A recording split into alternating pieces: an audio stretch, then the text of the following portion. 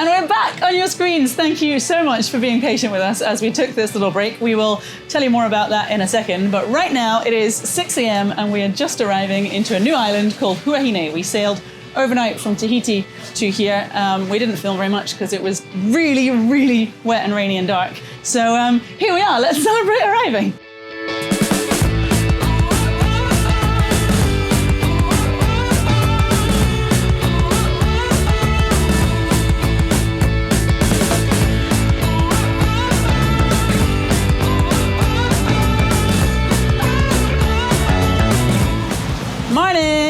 Good morning. So what do we know about this place? All right, this is Huahine, and we know nothing about it. I was going to say there's a pause and that's pretty much all we know. That's pretty much all we know. What we do know is our very good friend Olivier has actually set us up with a blind date. Good luck. Yeah, he used to live around here and knows a lot of really cool people. And so when we mentioned to him that we were heading to Huahine, he said, "Oh, I have this all planned for you." So we're supposed to meet up with, I think, 1 or 3 of his friends over at, this place actually has a yacht club. So we're going to go and meet them there. And then I think they're going to just hang out and maybe tell us a bit more about the place, and we can start to understand what makes this such a special place. Yeah, so we're just about to go in the pass here, which I'm hoping is wide enough that it doesn't matter what time of day it is for tides and currents and things, because we've not planned that at all. And when we come in, there's a bunch of mooring balls, so we're hoping that there's one left for us, and if not, we'll have to find somewhere to anchor. There's quite a lot of mooring balls in various places on this island, because I think the holding is not great. So I'm crossing my fingers that there is one available. The only other thing I know about this place is that most of the moorings are really hard to see because they're like slightly submerged, or they've only got a tiny pickup ball that's visible. So we might just be going around in circles looking for a needle in a haystack, but here goes. We saw a bit of lightning overnight, nothing too bad, and it stayed like 5 miles away from us, but still not ideal. But at least the rain has now eased up. It's just a calm drizzle now to welcome us under these grey skies into a new place. But it is so nice to be moving again and to be exploring, to be seeing new places. I have no idea what to expect, and that's kind of our comfort space. So yeah, feels good. And here's the dolphin welcome. Woo!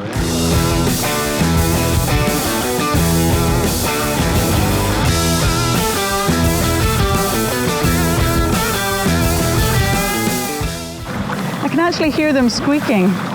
Squeak, squeak, squeak, squeak, squeak. I was just joking that I wanted to see a dolphin arrival, and here they are to show up for us.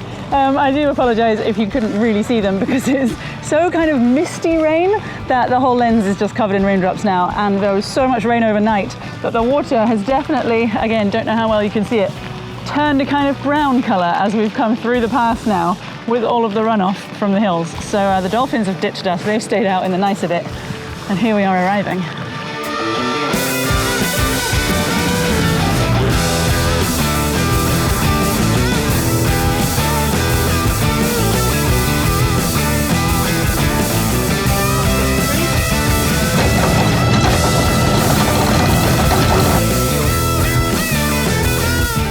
So we anchored because we couldn't find any mooring balls anywhere in the bay, and we were pretty tired. The biggest problem being that we arrived with almost no battery. In fact, so low battery that the boat shut itself down entirely, which isn't great when you're just finishing provisioning for 6 months off grid. It's been such a stressful morning. We got here and we were like, yay, we're moving, we're sailing, this is great. Yeah. And then the entire boat just went, nah. Indy's not happy that we went and left her alone for a while. And just literally everything is broken. Every system. So we've talked about this before, that cruising boats are systems. They are watermakers, they're generators, they're battery systems, charging, etc., etc., etc. And almost every single one of those systems has decided it doesn't like us. I was describing this to somebody the other day and saying, like, you always get problems on a boat, stuff always breaks. But the big stuff, maybe like once every 6 months you have a big problem. We've had like 5 big problems all this together. Week, which is why we haven't filmed anything and why we're kind of looking a little bit dazed and confused and at the end of our tether, because we kind of are just a little bit scared about what's going to happen next. Yeah, so we'll give you a full brief on everything that's happened and everything that we're planning in the future when we're maybe a little bit more awake. But until then, just rest in the knowledge that the first thing I did waking up it's still this morning because I did the graveyard shift. So it was still this morning when I did this. Straight down to the engine bay, next to the generator, which we always describe as basically rust held together with paint, and replumbed it. And it seems, touching all the wood I can think of on this boat, to be working. We are now getting charged back into the batteries. So when the generator is working, we can make something like 2,000 watts of power an hour out of that thing in charge. The generator itself is way more powerful than that, but that's all the batteries can take. So a couple hours of this and we can be back in the world of like fully charged batteries, we can make water, we can have showers, we can keep the fridge and freezer on. Yeah, we got so low on power. Like usually we would turn the fridge off if we get low. This morning we were so low on power that the freezer shut down as well. So I'm currently just moving everything from the fridge into the freezer that I can so that we can leave the fridge off basically for a week and see if that helps our batteries survive a little bit. So I'm just very carefully rolling up the ham so that when I come to defrost it, I can just defrost one little roll at a time. And I really hope that there's space because the freezer's pretty full right now, having just provisioned. Off-grid living. Who wouldn't love it? So we've decided to ignore all of our problems and just head into shore because we're in a new place and we're going to explore and maybe life will get better. There is a slight purpose to it because with our watermaker, I don't know how much we've said about our watermaker, but we need to go and get some water so we can do some laundry because we're both wearing yesterday's clothes. We have literally run out of everything on board. I'm wearing shower in a can, brought to you by Sure, or in fact, Renomox, which is the knockoff version of Sure deodorant. Aren't you so glad that smell-o-vision doesn't exist? All right, so a bunch of you will be wondering where the heck have we been for the last 4 weeks? And we pretty much vanished off the face of the earth.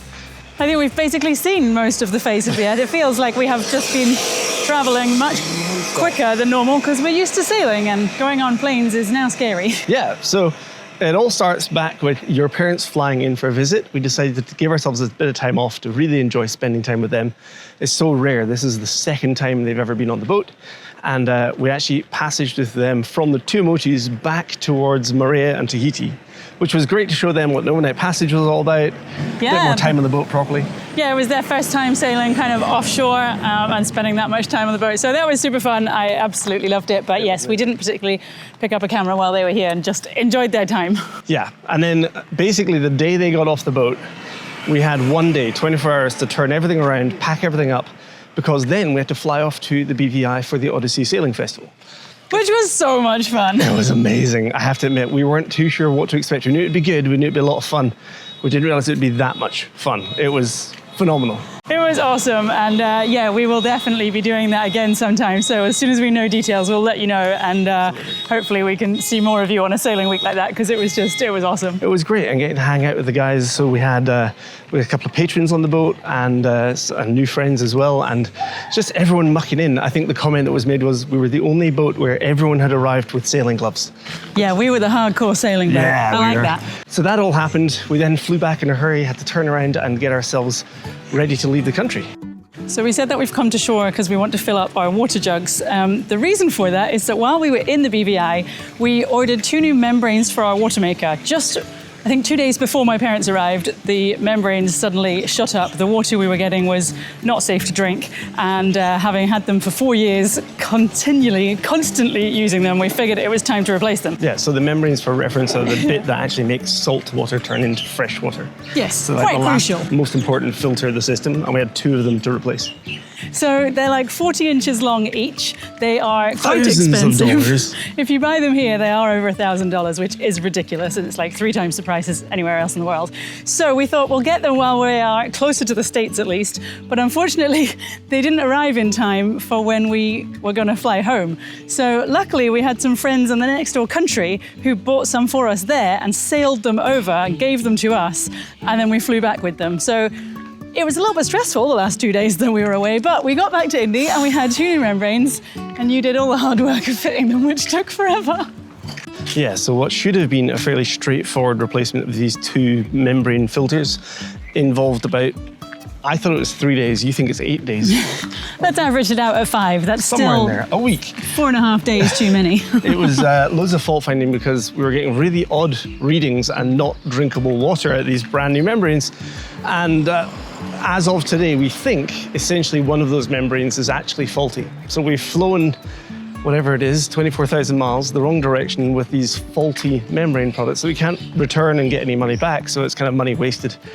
And it kind of means we're right back where we were before we left because we only have one working membrane in the system. So we're running on 50% output right now. And because we were running on 50% output before we left, we got back to completely empty water tanks. Yeah. And we're basically still there because we've not had really any sunshine to have enough power to run the watermaker. So we thought we would try and find some water that would actually allow us to do some laundry, and hopefully the sun will charge our batteries enough that we can start making water again, albeit slowly. Actually, on which point, something else that happened while we were away is Mike and Carmen, who are really good friends of ours now hung out together on the boat. They actually very kindly got hold of a new diesel pump for us for the generator, because one of the things that failed while Brownie's parents were in town was the diesel pump, which meant we couldn't run the generator to make any more power, and that is not fun when you've got more people on the boat consuming more electricity than we normally would. Yeah, they really had the cruiser experience of, hey, welcome to the boat, we can't really make water and now we don't have any power. Welcome, woohoo! Let's just all sit tight and smile.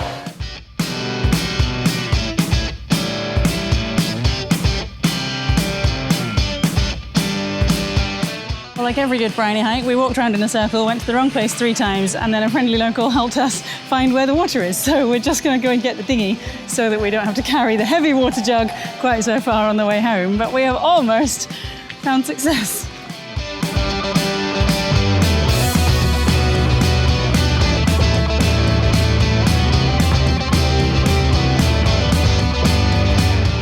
So we would have been filling both of our water jerry jugs, but one of them kind of succumbed to the sunshine. I made all those covers for our diesel cans out on deck, and I hadn't got around to making one for the water can that lives out there yet, and it's now completely cracked open. So I'm not quite sure why we still have it, but we're at least going to fill this one because there's a little public restroom thing here, and hopefully it'll fit in the sink and under the tap and we can get water in it.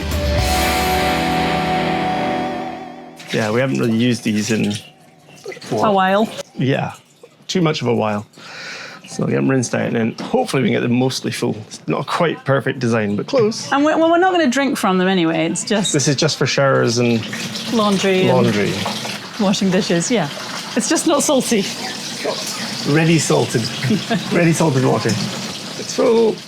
It's full. Definitely didn't overfill it there. No, it's fine. Nothing to see. Nothing to see here. As you know, we have a rule that everybody on the boat should be able to do everything. So Brownie's going to carry it because I just filled it. And I'm so glad that we moved the dinghy and I don't have to carry it all up through the village. It's also leaking from the top. Maybe a little bit overfilled. I feel drunk. I can't walk in a straight line because the weight of the water is just throwing me off. So I'm stumbling around everywhere. Are you sure you're not actually drunk? I can't promise.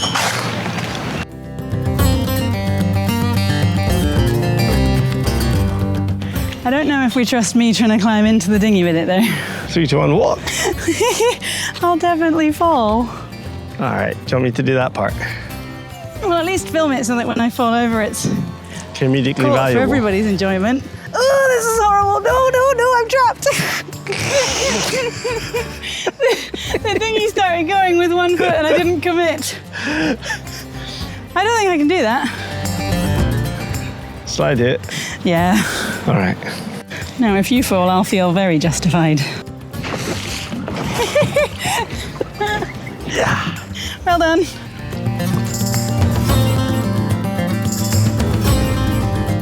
So that is our water mission accomplished. Success.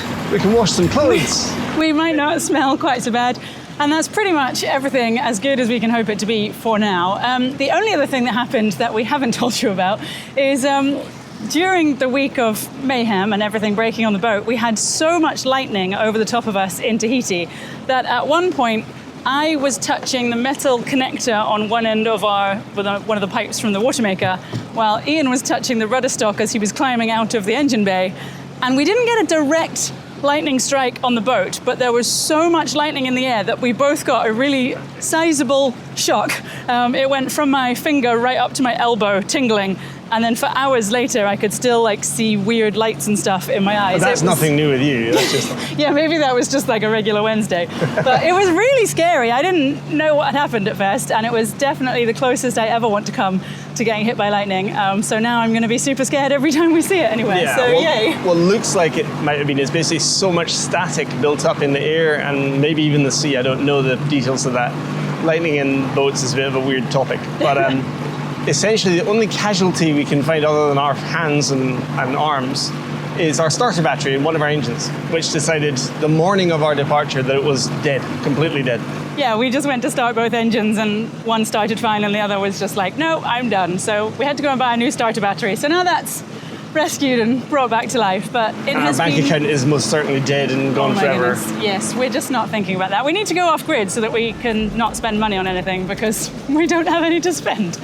Anyway, that kind of brings you up to speed with some of the mayhem that has been going on, and now we're back to traveling and sailing and exploring new places. This is Huahine, and I want to go and swim and walk about and see what it has to offer. Let's do this.